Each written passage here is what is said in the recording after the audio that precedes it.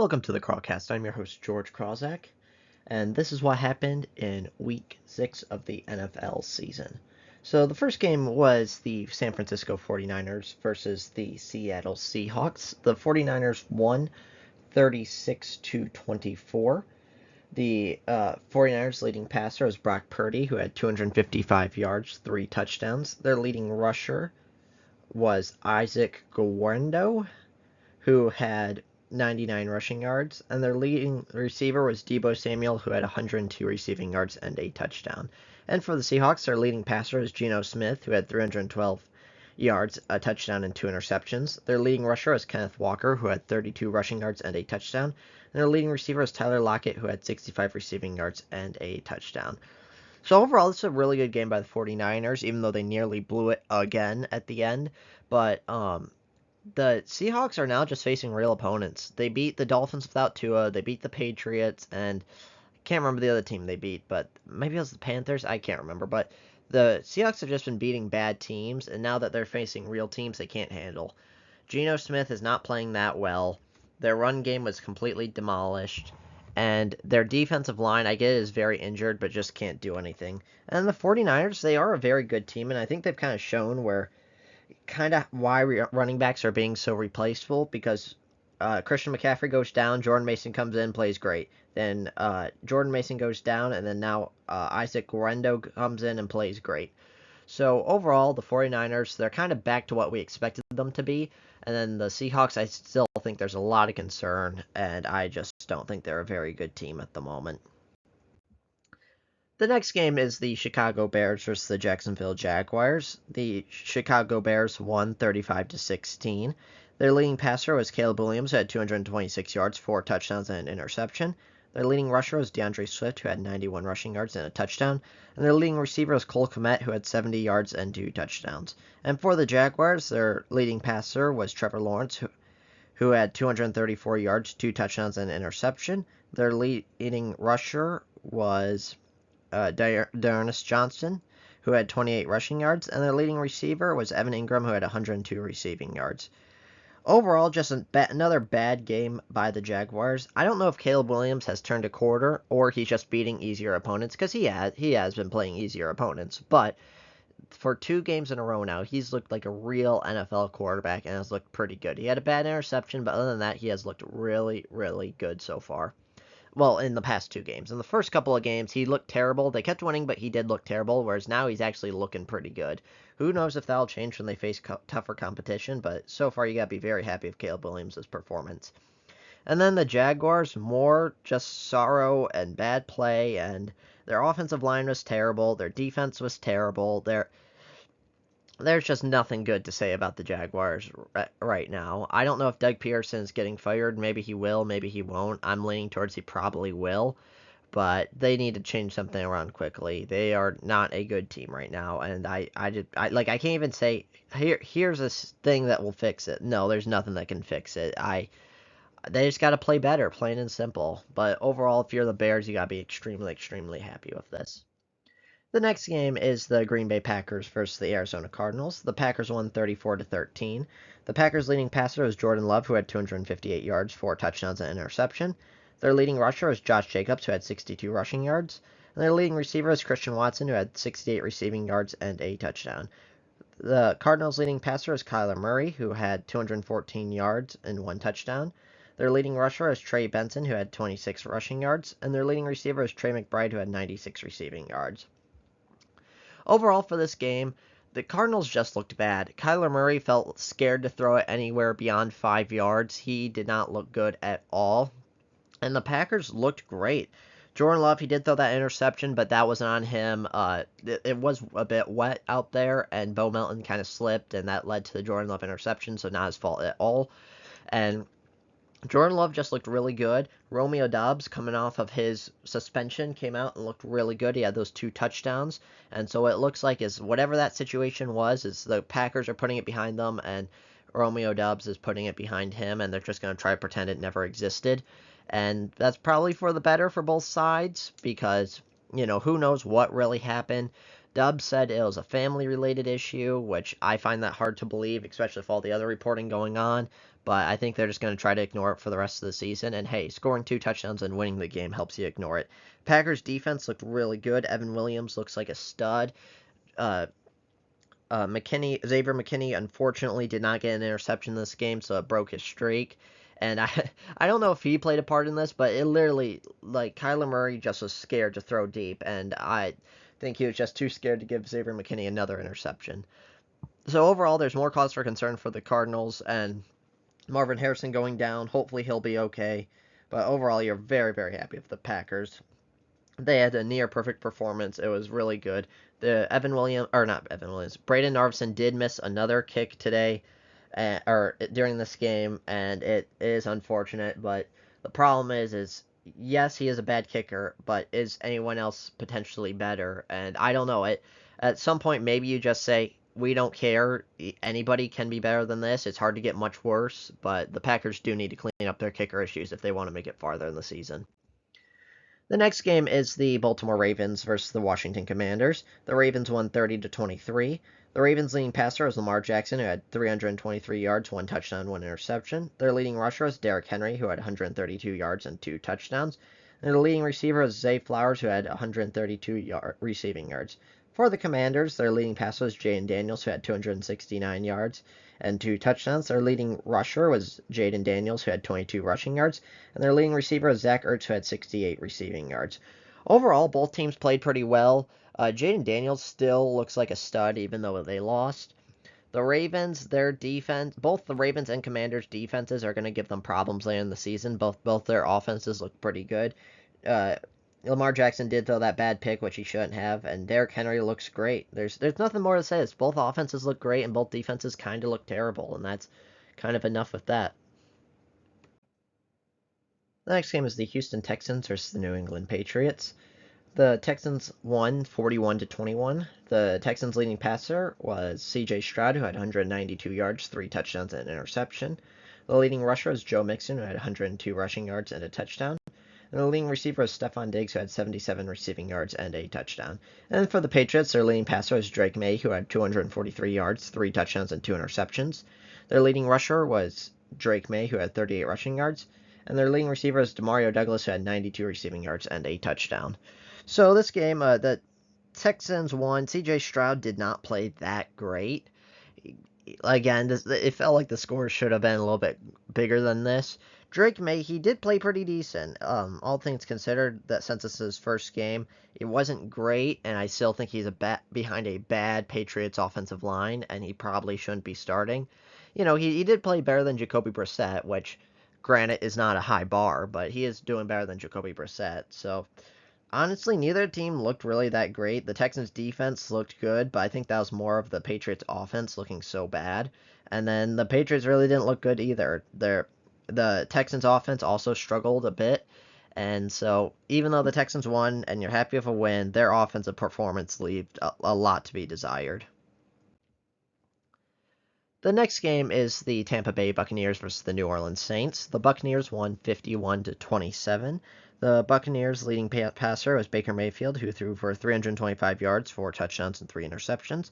Their leading rusher was Sean Tucker, who had 136 rushing yards and a touchdown. And their leading receiver was Chris Godwin, who had 125 yards and 2 touchdowns.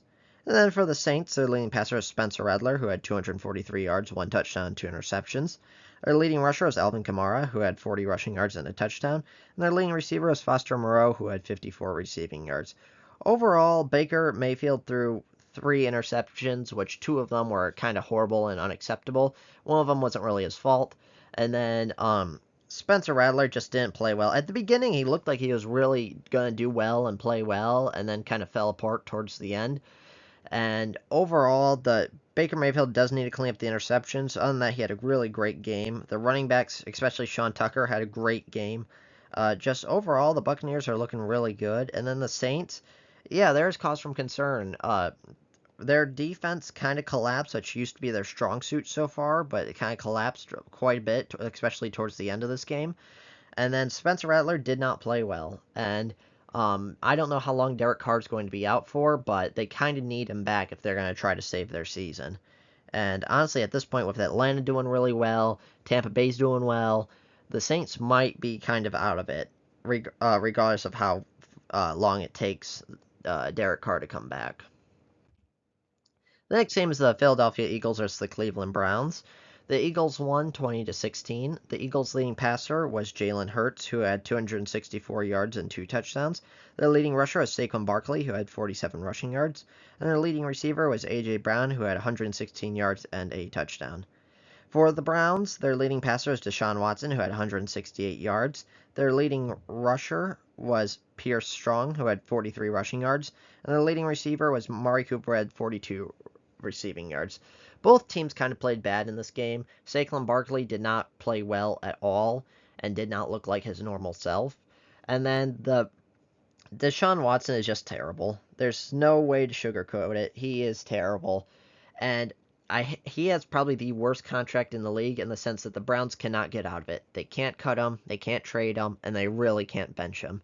So I think what the Browns have to do going forward is, I think their season is done. Just because their defense is decent, although they've been struggling a little bit as of recent, even though they had a good game this week. Their defense is decent, but their offense is just unworkable. And if you look at the Steelers' offense is struggling, but they have a good record.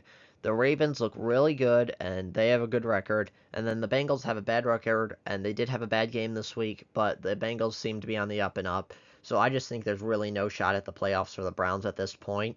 And so I think you just have to keep Deshaun Watson in there and just hope something changes for him. And hopefully something clicks in his head, because he's your quarterback, and you can't get rid of him. There's really nothing you can do about him or his contract. There's nothing you can do. And then the Eagles, they're just not looking good. I don't know if Nick Sirianni's the issue, Jalen Hurts is the issue, the offensive line. They are just not looking good. And so I don't think either of these teams are probably going to be playoff teams, and neither of them are looking good, but the Browns have a lot of worry for them. And so, like I said, I think they just have to stick with Deshaun Watson and just pray he figures it out, because they can't get rid of him. They can't. The next game is the Indianapolis Colts versus the Tennessee Titans. The Colts won 20-17. The Colts' leading passer was Joe Flacco, who had 189 yards, 2 touchdowns, and an interception. Their leading rusher was Tyler Goodson, who had 51 rushing yards. And their leading receiver was Josh Downs, who had 66 receiving yards and a touchdown. For the Titans, their leading passer was Will Levis, who had 95 passing yards, a touchdown, and an interception. The leading rusher was Tony Pollard, who had 93 rushing yards and a touchdown. And the leading receiver was DeAndre Hopkins, who had 54 receiving yards. I first off want to say Will Levis, this stat line is insane to me, that he had 16 completions for 95 yards. How do you complete 16 passes for 95 yards? It reminds me of Bo Nix in the first half of the Jets game, where he had something like 7 completions for -9 yards. And it's like, how do you have 7 completions for -9 yards? How do you have 16 completions for 95 yards? That's insane to me. I don't know how that happens. Will Levis is really struggling, and I think the Colts do need to make a decision, in the sense that Anthony Richardson, he has been struggling and not playing well. And Joe Flacco, even though he's not been perfect, he's been at least pretty decent. So I think the Colts are definitely still in the playoff race. And so the Colts, I think they need to decide, hey, do we want to try to trend towards the future and try to get Anthony Richardson these playing reps and hope everything works out? Or do we want to try to make the playoffs and potentially win a Super Bowl this year with Joe Flacco? Because clearly Joe Flacco is the better quarterback right now. But you don't really have a huge future in Joe Flacco, who is like 39 years old. And you do have a future in Anthony Richardson. So that is going to be an interesting choice for the Colts to make. And then the Titans, honestly, kind of like I said for the Browns, Will Levis is not playing well, and he's really not showing like he's the guy, even though he's shown flashes in the past. I think you should just keep playing Will Levis and just hope he figures it out, and if he doesn't, then draft his replacement in the draft. The next game is the Los Angeles Chargers versus the Denver Broncos. The Chargers won 23-16. The Chargers' leading passer is Justin Herbert, who had 237 yards, 1 touchdown. Their leading rusher is J.K. Dobbins, who had 96 rushing yards and a touchdown. And their leading receiver was Simi Fehoko, who had 44 receiving yards. And then the Broncos, their leading passer is Bo Nix, who had 216 yards, 2 touchdowns, and an interception. Their leading rusher was Bo Nix, who had 61 rushing yards. And their leading receiver was Devon Bailey, who had 78 receiving yards. The Broncos really didn't look good in this game, and this is the first game Justin Herbert looked pretty decent. They actually let him pass the ball in this offense, because clearly this offense is just not built around him.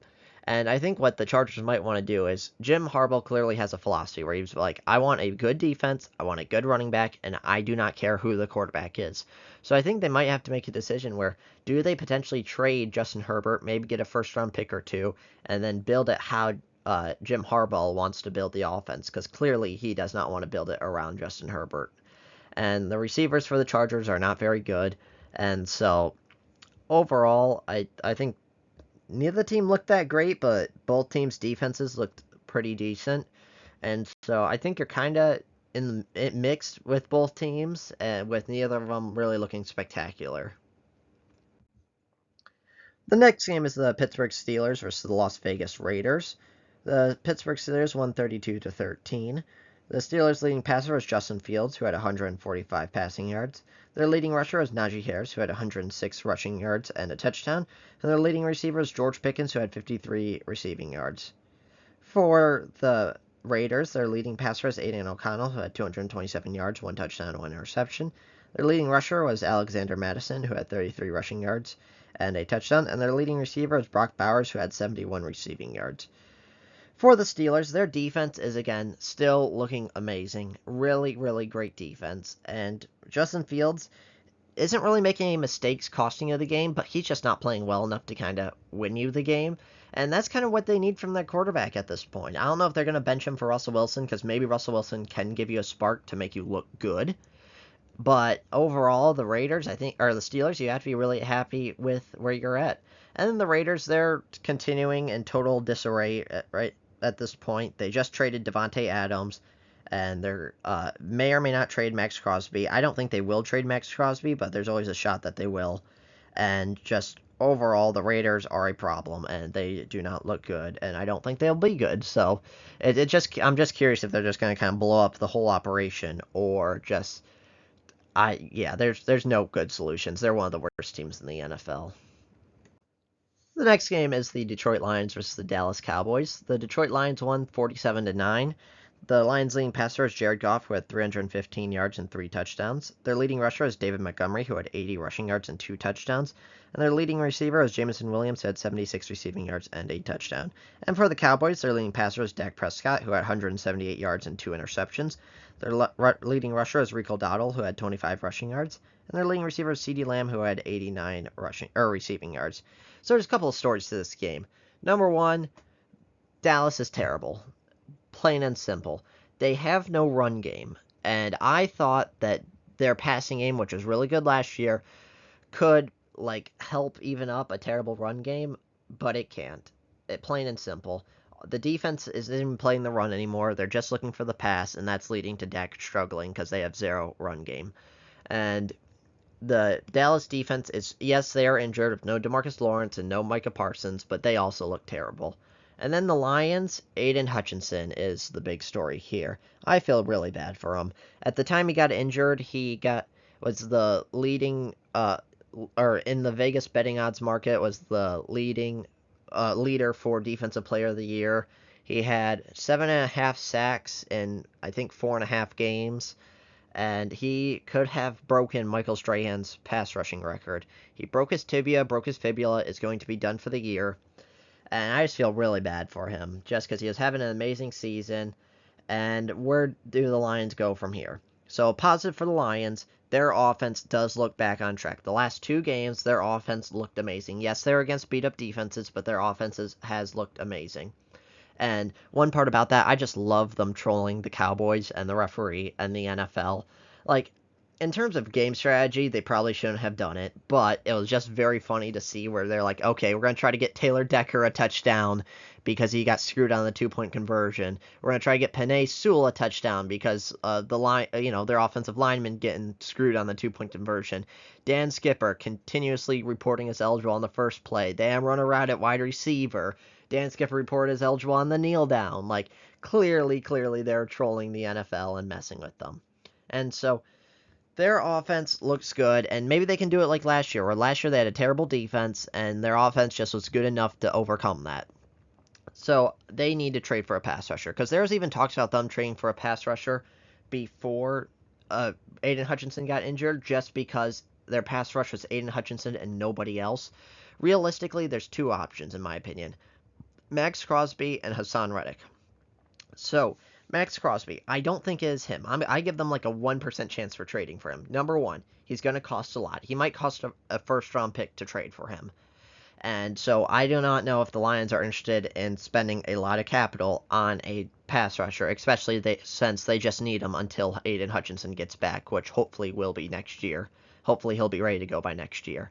And so that's going to trade a lot to get him. He does have a big contract, and I don't know if the Lions can afford him because they're paying so many players right now. So that is why I do not think it'll be Max Crosby unless they can convince him to take a pay cut or maybe have the Raiders eat some of his salary. I don't even know if he's interested in leaving the Raiders because he might not be. Yes, he's frustrated, but everybody on a losing team is frustrated. Nobody likes losing. So one I think is super realistic is Hassan Reddick, and this one I'd give him a 99% chance to trade for, because I don't know what his issue was, but whatever the problem was with the Jets, clearly things have gone sour, and I just don't think there's any saving that relationship. He wants to get paid, and I think he hired a new agent, and he wants a huge contract, and I think at this point, maybe the Lions can convince him, hey, take a 1-year deal, hopefully you'll play well, and get a huge contract in the offseason. He theoretically can be a 1-year rental. He's going to be cheap because the Jets probably don't want him or need him. And so, like I said, he's going to be cheap. They can sign him for a 1-year deal, let him go in the offseason, and basically move forward from there. And so that is why I think he is going to be the pass rusher for the Lions. I get it, he's not really a team player, and his personality might not fit the locker room well, but they need somebody. At this point, they have nobody, and they need somebody. So I do think the Lions will trade for Hassan Reddick. And honestly, I think they can get him pretty cheap. I think they can get him for probably a 4th or a 5th round pick. So Dallas, I think there's major cause for concern. I'd be terrified if I was Dallas. And Detroit, even though the division is looking really good, they're looking good too, even though, like I said, worst case scenario for them is Aiden Hutchinson going down. He is by far the best player on the team. And honestly, I think if you gave them the choice, the Lions lose this game and keep Aiden Hutchinson, I think they choose to lose the game and keep Aiden Hutchinson. So the next game is the Carolina Panthers versus the Atlanta Falcons. The Falcons won 38-20. The Falcons' leading passer is Kirk Cousins, who had 225 yards and a touchdown. The leading rusher is Tyler Algier, who had 105 yards and a touchdown. And the leading receiver is Drake London, who had 74 receiving yards and a touchdown. And for the Panthers, their leading passer is Andy Dalton, who had 221 yards, 2 touchdowns, and 2 interceptions. Their leading rusher is Chuba Hubbard, who had 92 rushing yards. And their leading receiver is Deontay Johnson, who had 78 receiving yards and a touchdown. So at this point, the Falcons are really starting to unlock the 1-2 rushing attack with Algier and Robinson, which is really good. Kirk Cousins is looking great. And I think if you're the Falcons, it's kind of everything's coming together exactly how you want it to, and they're looking really good. And then with the Panthers, Andy Dalton is not playing well. He's definitely taken a step back from that one great game when he first came in. And I do think they should at least try to put Bryce Young back in. And again, Panthers are one of the worst teams in the league. There's not really any positives, but I'd say at least give Bryce Young a shot to try to redeem himself and be the quarterback of the future. The next game is the Cincinnati Bengals versus the New York Giants. The Bengals won 17-7. The Bengals' leading passer is Joe Burrow, who had 208 passing yards. Their leading rusher was Joe Burrow, who had 55 rushing yards and a touchdown. And the leading receiver is T. Higgins, who had 77 receiving yards. For the Giants, their leading passer is Daniel Jones, who had 205 yards and an interception. Their leading rusher is Daniel Jones, who had 56 rushing yards. And their leading receiver is Darius Slayton, who had 57 receiving yards. So Daniel Jones felt like he turned a corner and was playing better, and then this game he reversed back to his old self. He did not play well. And Joe Burrow, he played terrible too. Like, honestly, what are the Bengals? The first 2 games, they looked absolutely terrible. The next 2 games, they looked really good. And in this game, they kind of went back to being terrible. So I have no idea what you got in the Bengals, if they're even good or not. At least for them, they got the win. And then the Giants, they are just not good. Daniel Jones probably isn't the answer at quarterback. And they're just hope he turns a corner. And because he has had some good games, but overall has just been not very good. The final game of the week is the Buffalo Bills versus the New York Jets. The Bills won 23-20. The Bills' leading passer is Josh Allen, who had 215 yards and 2 touchdowns. Their leading rusher was Ray Davis, who had 97 rushing yards, and their leading receiver is Ray Davis, who had 55 receiving yards. And then for the Jets, their leading passer is Aaron Rodgers, who had 294 passing yards, 2 touchdowns, and an interception. Their leading rusher was Breece Hall, who had 113 rushing yards, and their leading receiver was Allen Lazard, who had 114 receiving yards and a touchdown. Oh, Aaron Rodgers, the king of the Hail Marys. He is, like, just throw out the playbook and run a Hail Mary every play. Aaron Rodgers just can't miss. He actually looked really, really good in this game. And even though they lost, the Jets' offense looked great. And they kind of blew at the end, but they would have won if Greg Zuerlein would have made those. I believe he missed 2 field goals.